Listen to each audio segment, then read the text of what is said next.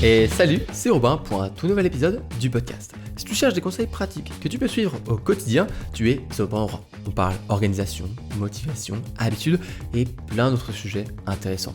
Le mot d'ordre, tout ça dans la bonne humeur et sans te mettre la pression.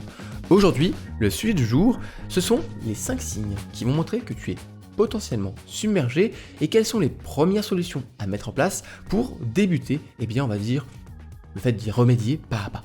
Alors, avant de commencer ce podcast et de rentrer dans le vif du sujet, tu connais un petit peu la politique du podcast, je t'invite à te poser, prendre un café, un thé, un truc à boire tranquille, te poser dans un canapé, un fauteuil, ou simplement m'écouter tranquillement, ou alors tu peux faire autre chose pendant que tu écoutes ce podcast, par exemple un peu de ménage, un peu la vaisselle, ce genre de choses, pour lier l'utile à l'agréable. Alors aujourd'hui on parle, malheureusement, des signes qui peuvent montrer que tu es submergé. On sait aujourd'hui que parfois, on a beaucoup de boulot, on ne sait pas trop si on a atteint une limite ou pas. Et il y a des signes, certains signes qui vont montrer que tu es potentiellement à la limite, voire que tu as dépassé cette limite. Et c'est à ce moment-là qu'il faut mettre en place certaines choses, qu'on va voir aussi un petit peu dans cet épisode, pour revenir un petit peu en arrière, pour rééquilibrer les choses, parce que dépasser cette limite, on va dire trop longtemps, on va dire de manière intensive, ça peut mener à des véritables dangers, un véritable danger sur la santé, que ce soit physique, mentale ou même les deux. On va voir ensemble 5 signes qui montrent que tu es submergé. Si tu en as un ou deux, voilà, tu peux commencer à te poser des questions, à réfléchir à tout ça, mais si tu commences à en avoir 4 ou même les 5, là il faut vraiment agir, il faut passer à l'action pour remédier à tout ça et retrouver un certain équilibre. Le premier signe, qui est d'ailleurs le premier qu'on se rend compte la plupart du temps, c'est une fatigue intense, un épuisement et aussi des troubles du sommeil. Le premier signe, qui est souvent le premier auquel on pense et même qu'on se rend compte, c'est une fatigue intense et un épuisement. C'est simple, à longueur de journée, tu te sens fatigué. Même après une bonne nuit de sommeil, même lorsque tu as l'impression d'avoir eu, on va dire, tes 8, parfois 9 heures de sommeil vraiment réparatrices, tu as quand même l'impression d'être fatigué. Tu as quand même l'impression que chaque tâche est difficile, que chaque tâche te demande une énergie et une motivation qui est énorme. Alors parfois, c'est des tâches qui sont toutes simples, mais tu as l'impression que chaque matin, tu te réveilles avec pas beaucoup d'énergie, la batterie qui est déjà à 20%, même parfois moins, et tu as une liste de tâches qui est une montagne à faire et qui par rapport à l'énergie que tu as est juste incommensurable. Ça, c'est le premier signe qui peut montrer que tu es submergé. C'est souvent en fait un signe conséquence d'être submergé parce que tu n'as plus assez d'énergie pour tout faire et même tu commences à avoir une dette, on va dire énergétique, une dette de sommeil et même quand tu commences à passer de bonnes nuits de sommeil pour essayer de réparer tout ça, tu te sens encore fatigué jour après jour, semaine après semaine. Et parfois même, je dirais que c'est après une semaine de vacances, qui devrait normalement être reposante, tu es quand même encore fatigué. Tu as quand même l'impression d'avoir encore besoin de vacances. Ça, c'est le premier signe important. D'ailleurs, parlons du deuxième signe qui est très lié à ce premier, qui est l'impression de ne jamais avoir assez de temps. Si tu as l'impression que tous les jours, tu as vraiment trop de choses à faire. Ta liste de tâches, elle est trop importante, tu n'as pas assez de temps, pas assez d'énergie, et du coup, tu te dis juste c'est impossible à faire, et ça peut être vraiment un signe important d'un déséquilibre au niveau de tes engagements, de tes priorités, de tes tâches, et tu as trop de choses à faire. Tu es submergé par le nombre de tâches que tu as à faire. Si tu vraiment à longueur de journée, tu dis non, j'ai pas le temps, désolé, faut que je file, j'ai pas le temps, et à chaque fois que tu as des nouvelles idées, à chaque fois ta seule réponse c'est bon, on verra plus tard parce que là j'ai pas le temps, c'est un signe important d'être submergé par ton travail. Et je sais que pour certaines personnes, ça va être oui, mais moi, j'ai jamais le temps. Et ce signe-là, on a l'impression qu'il est omniprésent.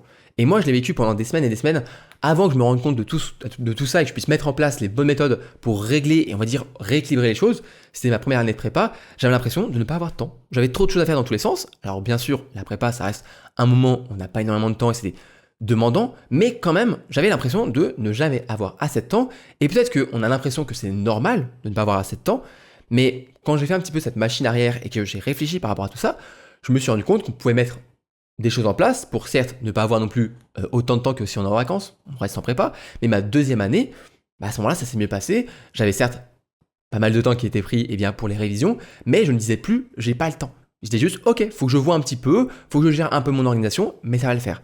Si tu as aujourd'hui l'impression de ne jamais avoir assez de temps et que c'est presque devenu une normalité pour toi, c'est le signe que tu es submergé et que tu es tellement submergé, c'est tellement devenu ton quotidien que tu ne t'en rends même plus compte. Troisième signe qui est peut-être parfois un peu plus difficile à lier tout de suite au fait d'être submergé par son travail, par ses tâches, c'est les changements d'humeur et l'hypersensibilité au niveau émotionnel. Tu es un peu plus irritable, un peu plus facilement en colère, parfois anxieux, parfois triste.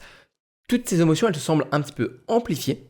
Ça peut être le signe, bien sûr, parfois d'autres raisons, mais ça peut être aussi le signe ou une conséquence d'être submergé par ton travail, par tes tâches, par tes révisions, par tes études. Tout ça, ça peut être un signe important. Je sais que c'est parfois difficile à lier tout de suite au travail, et parfois ça a d'autres raisons. C'est pour ça qu'il faut investiguer, réfléchir par rapport à ça, en parler, c'est très important. Mais je sais que moi, j'ai pas mal d'amis qui, voilà, étaient grands anxieux, ce genre de choses. Et c'était aussi, eh bien, un petit peu un traumatisme d'un moment de leur vie où ils ont eu beaucoup trop de travail. Ils ont été vraiment submergés de tout ça. Aujourd'hui, ils se reconstruisent, mais pendant ces moments-là, voilà, ça a été très difficile avec des changements d'humeur qui étaient très rapides. On retrouve parfois, eh bien, une sensibilité émotionnelle qui est plus importante et aussi l'impression qu'on ne peut plus contrôler nos émotions. Vraiment, on peut se réveiller un matin et on est triste, ou on est en colère, ou on est anxieux, ou on est stressé. Et on ne sait même pas vraiment pourquoi. Dans la journée, parfois ça passe pas. Parfois on va changer complètement d'humeur. Parfois on va rester la même. Mais en tout cas, on a cette impression de perdre le contrôle sur nos émotions qui, normalement, voilà, viennent du ventre, viennent de nous. Et même ça, on a l'impression de perdre le contrôle. Et ça va être en fait un reflet de notre perte de contrôle par rapport à nos tâches, à notre travail, à notre environnement professionnel, études, etc. Ça peut faire un petit peu le contre-coup de tout ça au niveau des émotions. Quatrième signe, avoir des difficultés à rester concentré et rester organisé. Si aujourd'hui, lorsque tu travailles sur ton ordinateur par exemple, tu es très rapidement distrait, tu as du mal vraiment à rester concentré sur ton boulot et que à côté de ça, en plus, tu as du mal à respecter ton planning, respecter l'organisation de ta journée, mais aussi les deadlines, les échéances en cours, etc. Ça peut être le signe que tu es submergé par ton travail. Et à ce moment-là, il est peut-être temps de réajuster un petit peu les choses. Bien sûr, tu connais ma philosophie, tout ça pas à pas, on y va doucement, mais sûrement. Peut-être déjà commencer par ton poste de travail. Peut-être que tu as besoin d'un peu moins de choses de manière visuelle, donc tu vas peut-être faire un peu de rangement. Peut-être que c'est les outils que tu utilises qui ont besoin d'être différents. Ou alors peut-être que c'est des horaires de travail qui vont être des moments où tu es plus facilement concentré. Tout ça, si tu as la chance de pouvoir adapter plus ou moins et changer tout ça, commence par là, et en tout cas, ça peut être le signe que tu es sur un déséquilibre. Encore une fois, ça peut parfois être difficile à dire qu'on est submergé par son travail, lorsque ça fait des mois, des années parfois, que c'est le cas. C'est un travail, c'est une introspection, et il faut se dire, ok, là peut-être que je suis en train de dépasser un petit peu mes limites, peut-être que ça fait des mois, des années que je dépasse mes limites, et c'est ta santé physique et mentale qui est très rapidement touchée. Donc parfois c'est difficile d'accepter ça, de me poser des mots sur nos mots, donc les mots MOTS sur nos mots MAUX, parce que parfois on l'accepte pas, on dit mais non c'est autre chose, mais non c'est une période de ma vie, non mais c'est parce que on essaie de trouver des excuses. Parfois simplement qu'on est arrivé à un moment, on a dépassé nos limites, il faut les accepter, et ces signes-là, eh bien, sont des signes indicateurs qui nous disent attends, là peut-être que c'est pas tes excuses. Ça peut l'être, parfois c'est une période qui est difficile, parfois c'est vraiment il y a un changement dans ta vie. Mais si tu as ces signes-là, ça peut indiquer que ça vient plutôt de ton travail, de tes tâches, de tes études, tout ça, et l'impression d'être submergé au quotidien. Et enfin, cinquième signe qui montre que tu es submergé, la procrastination chronique. Tous les jours, tu as du mal à te motiver, tu as du mal à passer à l'action, et tu procrastines. Tu repousses vraiment un maximum de choses, et pas seulement dans ton travail. Pas seulement les devoirs dans tes études, par exemple, pas seulement les tâches que te donne ton boss, ou même si tu es freelance ou solopreneur, c'est pas forcément le travail. Mais ça va être aussi autre chose. Tu procrastines le fait d'aller voir tes potes, d'aller sortir un petit peu parce que tu es trop fatigué, t'as pas l'énergie de sortir. Tu procrastines le fait d'aller faire ton sport. Tu procrastines le fait de mettre en place une nouvelle routine du matin parce que t'as pas l'énergie, t'as l'impression d'être fatigué au quotidien, on revient au premier point. Et tout ça, cette procrastination, est un signe vraiment important d'un problème. Un problème. Parfois, ça peut être juste sur ton travail, parfois c'est un problème différent, mais la procrastination reste un indicateur qui est très important, surtout lorsqu'elle est systématique. Quand tu repousses tous les jours les mêmes tâches, les mêmes choses, ça a un sens plus profond et c'est important de creuser, de faire cette introspection et de réfléchir par rapport aux causes de cette procrastination pour réussir à lui dire adieu, à la limiter, on va dire au maximum, et presque la supprimer. D'ailleurs, si aujourd'hui tu as besoin d'un guide, d'une méthode pas à pas pour dire adieu à la procrastination, c'est le but de mon tout nouveau programme qui s'appelle Adieu Procrastination, dans lequel je te donne vraiment tout ce que j'ai pu condenser, toutes les méthodes, les conseils pour vraiment prendre la procrastination, comprendre pourquoi toi tu procrastines, quelles sont les raisons dans ta situation, et ensuite mettre en place le système anti-procrastination qui va avoir les bons déclics, la bonne manière de te motiver pour que tu puisses agir au quotidien. Si tu écoutes ce podcast le jour de sa sortie, il y a une offre de lancement qui se termine ce soir sur ce programme. Et si tu m'écoutes plus tard, tu retrouveras en description le lien avec toutes les informations pour enfin dire adieu à la procrastination. Alors si je récapitule rapidement les 5 signes. Premier, la fatigue intense. Deuxième, le sentiment de ne jamais avoir assez de temps. 3, les changements d'humeur rapides, importants et l'impression de ne plus contrôler ses émotions. 4, les difficultés à se concentrer, à rester concentré et à rester organisé. Et enfin, une procrastination systématique, une procrastination chronique. Alors, je ne vais pas te laisser comme ça, avec les 5 signes et peut-être l'impression de ne plus avoir le temps, d'être submergé et presque la panique. Non, je ne vais pas te laisser comme ça, ne t'en fais pas. Je vais te donner 3 choses à mettre en place aujourd'hui, pas des choses énormes, des premiers pas, des premières étapes, des premières briques que tu vas mettre en place pour réussir à retrouver au fur et à mesure le contrôle sur tout ça. Il faut être réaliste, ça prend du temps, c'est vraiment un travail de longue haleine, mais tu vas réussir au fur et à mesure, pas après pas, à retrouver le contrôle. Et la première chose à mettre en place, c'est de prendre soin de ta santé physique et mentale. Et oui, c'est simple, mais c'est le plus important. La santé, on n'a qu'une, on n'a qu'un seul corps, on n'a qu'une seule vie, et il est important d'en prendre soin. C'est peut-être le meilleur investissement qu'on peut faire, c'est prendre soin de nous. Et c'est pour ça que j'essaye, à chaque fin d'épisode, de te demander de prendre soin de toi jusqu'à la semaine d'après, où tu peux me réécouter. C'est important, je le dis pas juste comme ça en disant prends soin de toi, voilà, c'est pas une formule de politesse. Moi je le pense sincèrement, et on prend pas assez soin de nous. Parfois on prend même plus soin des autres que nous. Et souvent, moi ce que j'essaye de faire comme travail, c'est si imaginons, tu peux penser à ton frère, ta sœur, ton compagnon, ta compagne. Si tu pouvais pendant, un an, contrôler un petit peu ce qu'ils faisaient dans le sens leurs habitudes, etc., tu feras en sorte qu'ils aient les meilleures habitudes possibles, qu'ils fassent un peu de sport, qu'ils fassent attention à ce qu'ils mangent, qu'ils dorment bien, qu'ils se reposent. Tu ferais pas n'importe quoi. Pourtant, on ne le fait pas pour nous-mêmes. On se dit non mais je verrai l'année prochaine, je verrai la prochaine fois, aux prochaines bonnes résolutions, je mettrai ça en place. J'arrêterai de faire n'importe quoi, j'arrêterai de manger n'importe comment, j'arrêterai de fumer, j'arrêterai ce genre de mauvaises habitudes, je me mettrai un peu plus au sport. C'est pas grand-chose. Et ce qui est important de se dire, c'est que tout ça là, prendre soin de son corps, prendre soin de sa santé, c'est pas forcément des choses gigantesques. Je vais pas te demander de faire un marathon demain, pas du tout. T'es pas obligé de te suivre vraiment, aller à la musculation et faire des habitudes de malade. Tu peux juste commencer par aller te balader un peu plus souvent. Peut-être commencer par, si tu peux, aller en vélo ou à pied au boulot ou en cours. Pareil, t'es pas obligé de suivre un régime drastique. Tu peux déjà commencer par boire un peu plus d'eau, par boire des choses un peu meilleures, par manger un peu plus de fruits et légumes, un peu plus local, ce genre de choses. De la même façon, pour ta santé mentale, t'es pas obligé de faire de la méditation pendant 1 heure par jour. On n'a pas tous 1 heure par jour pour méditer. Même la plupart des gens n'ont pas 1 heure par jour pour méditer. Mais par contre, tu peux simplement commencer par arrêter de mal parler de toi. Maintenant, t'arrêtes. Arrête de dire toutes les mauvaises choses que tu pouvais te dire avant, tu arrêtes. C'est peut-être qu'un changement d'état d'esprit simple, mais parler un peu plus positivement de sa personne, ça va construire au fur et à mesure une certaine confiance en toi, et ça améliore en tout cas ta perception de toi-même. Et la plupart du temps, quand on a une meilleure perception de nous-mêmes, on va agir en conséquence. On va faire attention à nos habitudes, parce que si on a une vision de nous-mêmes, une image de nous-mêmes qui est bonne, on va faire en sorte de maintenir cette image. Et je sais plus c'est qui disait ça, c'est une citation que je trouve assez intéressante, c'est ne fais pas de mauvaises choses, non pas parce que les autres pourraient le voir, parce que toi-même, tu vas te voir le faire.